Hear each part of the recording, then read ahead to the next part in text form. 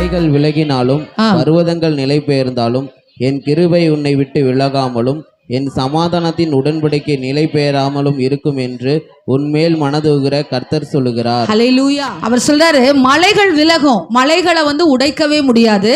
அதே போல பர்வதங்களே என்ன செய்ய முடியாது, பெரிய பெரிய பர்வதங்கள். அவர் சொல்றாரு, செருபாபேலுக்கு முன்பாக இந்த பர்வதம் இந்த மலை என்னது, எம்மாத்திரம்.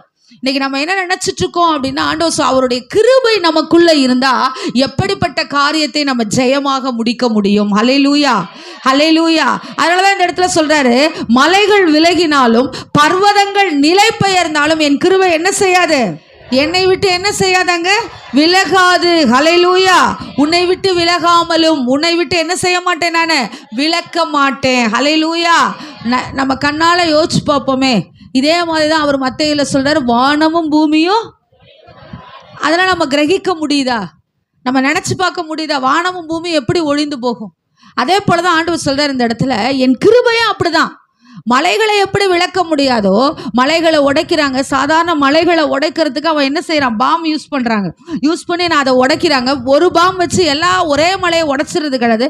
ஒரு சிறு சிறு பகுதியை தான் அவனால என்ன செய்ய முடியுது, அதை கற்களாக்க முடிகிறது. ஆனா ஆண்டவர் சொல்றாரு, அதை விட ரொம்ப வலிமையான அந்த பர்வதத்தையும் ஒன்றும் செய்ய முடியாது. ஆனா ஆண்டவர் சொல்றாரு, இதெல்லாம் ஒண்ணும் இல்லாம போயிடும், ஆனா நான் உன் மேல வச்ச கிருபை விலகாது. ஹல்லேலூயா, ஹல்லேலூயா. அவர் சொல்றார் இல்லையா, கடுகு விதையளவு உனக்கு விசுவாசம் இருந்தா இந்த மலையை பார்த்து பெயர்ந்து போன்னு சொன்னா என்ன செஞ்சிடும், போயிடும். ஹல்லேலூயா. மலைகள்னா மலைகளையும் சொல்லலாம். மலைகள் போல பிரச்சனை, பர்வதங்கள் போல நம்மளுக்கு பயங்கரமான போராட்டம், நெருக்கடி, கடினமான காரியங்கள் நம்ம வாழ்க்கையில இருந்தாலும் கூட அவர் கிருபை நம்மை விட்டு விலகாது. ஹல்லேலூயா.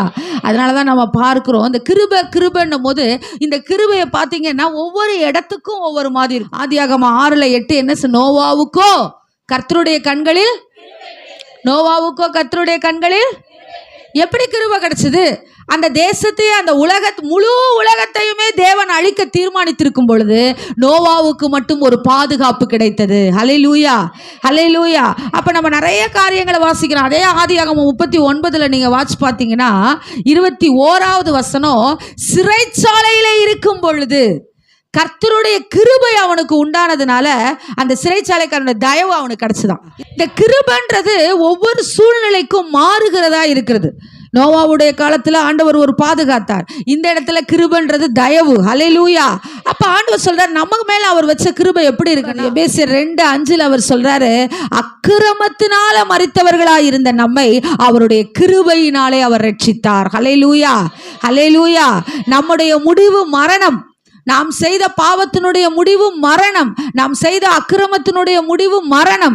ஆனா ஆண்டவர் பாருங்க, இந்த இடத்துல நம்மளை மரணத்திற்கு ஒப்பு கொடுக்காதபடிக்கு, பாவத்தின் சம்பளம் மரணம் என்று நம்ம வாழ்க்கையில முத்திர போடாதபடிக்கு அவருடைய கிருபையை நமக்கு கொடுத்தார். ஹல்லேலூயா. அந்த கிருபையினாலதான் நமக்கு என்ன உண்டானச்சாங்க, ரட்சிப்பு உண்டாயிருக்கிறது. ஹல்லேலூயா. கிருபையினாலதான் என்ன உண்டாயிருக்கிறது. இன்னைக்கு நம்ம சபையில உட்கார்ந்து இருக்கிறோம். எங்க உட்கார்ந்து இருக்கிறோங்க, சபையில ஆண்டவருக்குள்ள நம்ம உட்கார்ந்து இருக்கிறோம் அப்படின்னா, இன்னைக்கு சபையில ஆண்டவர் சொல்ற, துன்மார்க்கன் தேவனுடைய சபையில என்ன செய்ய முடியாது. நம்ம வாழ்க்கையில ஆண்டவர் வந்திருக்கிறதுனாலதான், அந்த கிருபையினால அந்த ரட்சிப்பை கொடுத்ததுனாலதான் உலகம் நம்மளை பாவின்னு நியாயம் திருத்தினாலும் கர்த்தர் நம்மை நீதிமான்களாய் மாற்றி இருக்கிறார். ஹல்லேலூயா, ஹல்லேலூயா.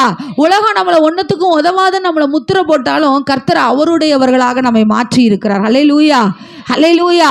உலகத்தின் பார்வைக்கு நம்ம மோசமானவர்களாக தெரிந்தாலும் கர்த்தருடைய பார்வைக்கு நம்ம நீதிமான்களா இருக்கோம். ஹல்லேலூயா. அப்ப இந்த கிருபையை நான் தக்க வச்சுக்கணும் அப்படின்னா நான் என்ன செய்யணும்?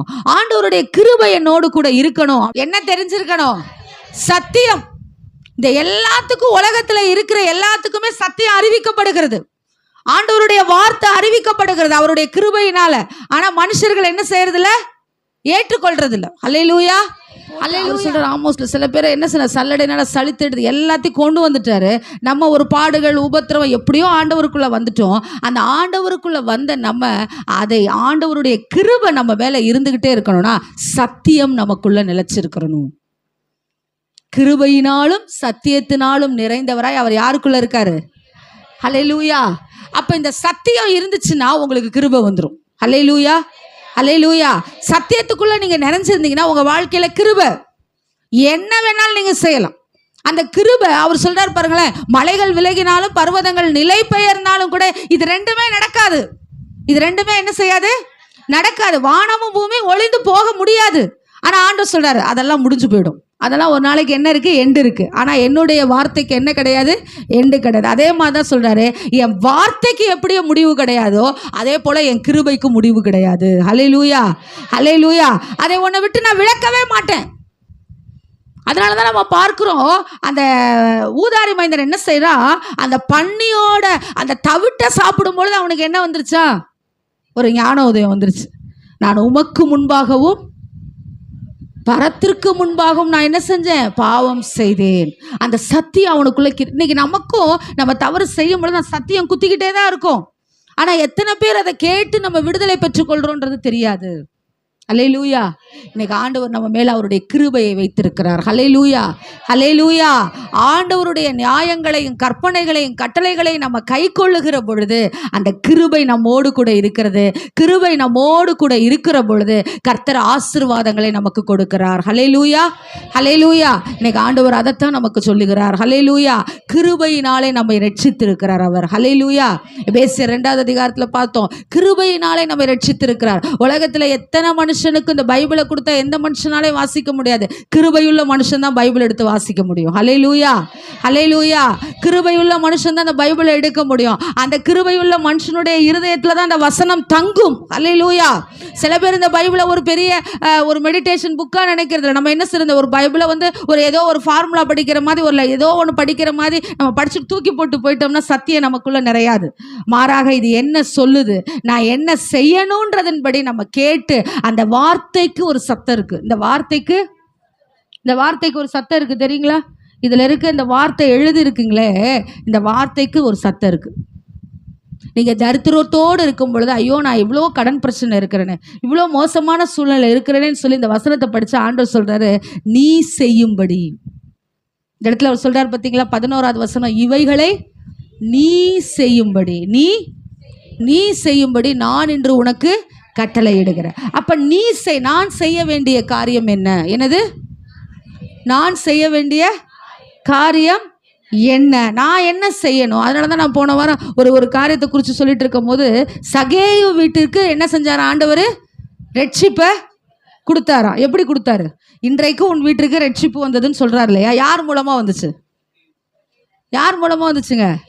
சகேயு தானே தெரிந்து கொள்ளப்பட்டவன். இப்ப தெரிந்து கொள்ளப்பட்ட ஆட்கள் யார் உங்க வீட்டில்? சொல்லுங்க. அப்போ உங்க மூலமா உங்க வீட்டுக்கு ரட்சிப்பு வந்திருக்கா? அவங்க வீட்டில் ரட்சிப்பு. ஆண்டவர் சொல்றாரு, இவன் ஒருத்தன் தான் வந்து தன்னுடைய பாவத்தை சொல்றான், இவன் ஒருத்தன் தான் தன்னை நீதிமானா மாற்றிக்கொள்ளுகிறான். உலகம் இவனை பாவின்னுச்சு. ஆண்டவர் அவன் மேல வைத்த கிருபையினால இறங்கி வான்றாரு. இறங்கி வான்னு சொன்னோன்னா அவன் எல்லாத்தையும் என்ன செஞ்சிடறான்? நான் விட்டுறேன்னு அறிக்கை செஞ்சான். இவன் மூலமாக இவன் குடும்பத்திற்கு என்ன வந்துருச்சுருங்க? சொல்லுங்க. அப்போ உன் மூலமாக உன் குடும்பத்துக்கு என்ன வரணும்? சும்மா ரட்சிப்புனா நீங்கள் வந்து ரட்சிப்புனா வந்து ஞானசனம் எடுக்கிறது அப்படி இப்படி நான் இப்போ சொன்ன பார்த்தீங்களா? நோவாவுக்கு பாதுகாப்பு என்ற ரட்சிப்பு கிடைச்சது, யோசேப்புக்கு தயவு என்ற ரட்சிப்பு கிடைச்சது. இதெல்லாம் ரட்சிப்பினுடைய ஒவ்வொரு ரட்சிப்புன்றது ஒரு பெரிய பேக்கேஜ். அந்த பேக்கேஜுக்குள்ள ஆசீர்வாதம் இருக்கு, இரக்கம் இருக்கு, தயவு இருக்கு, நன்மை இருக்கு, சுகம் இருக்கு, எல்லாம் இருக்கு. அப்ப ஏன் மூலமா என்ன வருது என் குடும்பத்திற்கு? அப்ப நான் மனம் திரும்பி இருக்கிறேனா? இன்னைக்கு இதுதான் கேள்வி. ஆண்டவரை நான் ஆசீர்வதிக்கலன்னு சொல்றதை காட்டிலும் நான் மனம் திரும்பி இருக்கிறேனா? நான் ஆண்டவருக்குள்ளாக நான் சத்தியத்தினால் நிறைந்தவனா இருக்கிறேனா? சத்தியத்தினால நீங்க நிறைந்தவர்களா இருந்தீங்க அப்படின்னா இன்றைக்கு உங்கள் வீட்டிற்கு சொல்லுங்க ரட்சிப்பு வந்தது. ஹல்லேலூயா. நெடுங்காலமாய் நீங்கள் கேட்டுக்கொண்டிருக்கிற காரியங்களுக்கு இந்த மாதத்துல கர்த்தர் என்ன செய்வார்? ஒரு நல்ல பதிலை கொடுப்பார். ஆமென், ஆமென். அப்ப நான் சக்கையை இறங்கி வான மாத்திர அவனை மாற்றிக்கொண்டதுனால குடும்பமே ஆசீர்வாதமா இருந்துச்சு. குடும்பமே ரட்சிக்கப்பட்டதுனால குடும்பம் ஆசீர்வாதமா இல்ல, அந்த ரட்சிக்கப்பட்ட ஒருத்தன் கர்த்தருக்குள்ள உண்மையா சத்தியத்துல நிறைந்தவனா இருந்ததுனால அவன் குடும்பமே என்ன செய்தான்? ஹல்லேலூயா. ஆண்டவருடைய கண்களிலே கிருபை கிடைத்தது. ஹல்லேலூயா. இன்னைக்கு ஆண்டவர் நம்ம மேல ஒரு பெரிய கிருபையை வச்சிருக்கிறார். ஆமென். இன்னைக்கு ஆண்டவர் உங்களை பார்த்து சொல்லுகிற காரியம் அதுதான். மலைகள் விலகினாலும் பர்வதங்கள் நிலை பெயர்ந்தாலும் அவருடைய கிருபை உங்களை விட்டு என்ன செய்யாதங்க? நான் விலக்க மாட்டேன். ஹல்லேலூயா, ஹல்லேலூயா. அப்ப அந்த கிருபை விலகாதபடிக்கு அந்த கிருபையை நான் தக்க வச்சு கொள்ளணும்னா, அக்கிரமத்தினால இருந்த என்னை ரட்சித்தாரு, இந்த வேதத்தை என் கையில் கொடுத்துருக்கிறாரு, அந்த ரட்சிப்பை நான் காத்துக்கொள்ளணும்னா சத்தியம் நிறைந்தவனாய் நான் இருக்கணும். எப்படி இருக்கணும்? சத்தியம் நிறைந்தவனாய் நான் இருக்கணும். ஹல்லேலூயா, ஹல்லேலூயா. அப்படியே முழங்கால் படிக்கிட்டு ஆண்டவரை நோக்கி கேட்போம். வசனம் எனக்குள்ள கிரியை செய்யணும், வசனத்தின்படியா நடக்கணும்னு சொல்லி உங்க இருதயத்தை ஒப்பு கொடுங்க. உங்க இருதயத்தை ஒப்பு கொடுங்க, உங்க உள்ளந்திரியங்களை ஒப்பு கொடுங்க. உங்க இருதயத்தை நீங்க ஒப்பு கொடுக்காம இருந்தீங்கன்னா, இந்த இருதயத்தை ஒப்பு கொடுக்காம இருந்தீங்கன்னா, வசனம் உங்களுக்குள்ள நிறையாம இருந்ததுன்னா, நீங்க எத்தனை வருடங்கள் ஆனாலும் கனி கொடுக்க முடியாது. எத்தனை வருடங்கள் ஆனாலும் உங்க குடும்பத்துல சமாதானம் வராது. எத்தனை வருடங்கள் ஆனாலும் உங்க குடும்பத்துல செழிப்பு வராது. இதை கேட்டுக்கொண்டிருக்கிற எல்லாருக்கும் ஆண்டவர் அதை தான் சொல்றார். இந்த அதிகாலை பரிசுத்தரின் வார்த்தையை கேட்டுக்கொண்டிருக்கிற உங்க ஒவ்வொருத்தருக்கும் அதான் சொல்றார். இந்த வேதத்தை எடுத்து வாசிக்கிறது மாத்திரமல்ல, இந்த வேதத்தை எடுக்கிறது மாத்திரமல்ல, அதில் என்ன சொல்லி இருக்கிறதோ அந்த வேத வசனம் நமக்கு போதிக்கிற காரியத்தை நாம் கேட்டு நடக்கணும்னு சொல்லி ஆண்டவர் இந்த வேளையில நம்மிடத்துல எதிர்பார்க்கிறார். ஒப்பு கொடுங்க, ஒப்பு கொடுங்க. ஆண்டவர் சமூகத்தில் ஒப்பு கொடுத்து ஜெபம் பண்ணுங்க. என்னை மாற்றும், என்னை மாற்றும் தேவனே, என்னை மாற்றும், என்னை சரி செய்யும், என்னை ஒப்பு கொடுக்கிறேன்னு சொல்லுங்க. லீ ஷக்க லக ரதர் யாக்க அப்பா, சக்கேயு ஒருத்தன் மூலமாக அவன் குடும்பமே ஆசீர்வாதமா இருந்தது. என் குடும்பத்தில் என் மூலமாக நான் ஒருவன் ஆபிரகாம் ஒருவனா இருக்கையில் அவனை அழைத்து ஆசீர்வதித்த தேவனாகிய கர்த்தர் என்னையும் நீர் அழைத்து ஆசீர்வதித்திருக்கிறீர். கிருபையினால என்னை அழைத்து ரட்சிப்பை கொடுத்திருக்கிறீர். அந்த ரட்சிப்பை நான் காத்துக்கொள்ளணும், அந்த ரட்சிப்பிலே நான் மனமகிழணும். அந்த ரட்சிப்பிலே ஆண்டவரே சத்தியத்தின் பாதையில நடக்கணும், ரட்சிப்பின் பாதையில நடக்கணும், ஜீவ வழியில நடக்கணும். ஆண்டவரே, வருஷத்தின் நடுவில் உங்களுடைய கிரியையை உயிர்ப்பையும். எவ்வளோ போராட்டங்களை போராடுறீங்க, எவ்வளோ மன நிம்மதி இழந்து காணப்படுறீங்க, எவ்வளோ மன வேதனைகள். அவர்கிட்ட சொல்லுங்கங்க, அவர்கிட்ட சொல்லுங்கங்க. கிருபை எனக்குள்ளே இருக்கிறது, அந்த கிருபையை நான் தக்க வச்சுக்கொள்ள சத்தியத்தின்படி பார்க்கணும், சத்தியத்தின்படி பேசணும், சத்தியத்தின்படி என் நினைவுகள் இருக்கணும், சத்தியத்தின்படி நான் வாழணும் ஆண்டவரேன்னு சொல்லி சத்தத்தை உயர்த்தி சொல்லுங்க. தேவனேன்னு சொல்லி கூப்பிடுங்க. ஹல்லேலூயா, கூப்பிடுங்க.